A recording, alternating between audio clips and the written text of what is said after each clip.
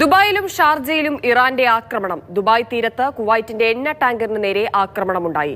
Dubai അൽബദയിൽ drone അവശിഷ്ടം വീണ കെട്ടിടത്തിന് തീപിടിച്ചു. ഷാർജയിൽ അൽതുറായ ടെലികോം കമ്പനിയുടെ ഓഫീസിന് നേരെയാണ് ഇറാൻ ഡ്രോൺ ആക്രമണം നടത്തിയത്.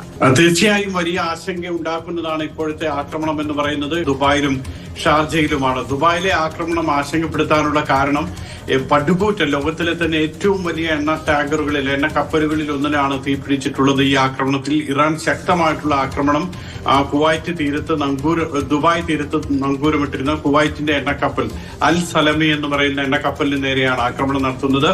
ഈ കപ്പൽ ഏതാണ്ട് ഒരു 332 മീറ്റർ നീളവും 60 മീറ്റർ വീതിയുമുണ്ട്. ഏതാണ്ട് 3,19,000-ലധികം ടൺ എണ്ണ സംഭരിക്കാൻ ശേഷിയുള്ളതാണ് ഈ ടാങ്കർ. അതിനാണ് തീ പിടിച്ചിരിക്കുന്നത്. ആക്രമണ സമയത്ത് 24 ജീവനക്കാർ ടാങ്കറിൽ ഉണ്ടായിരുന്നു.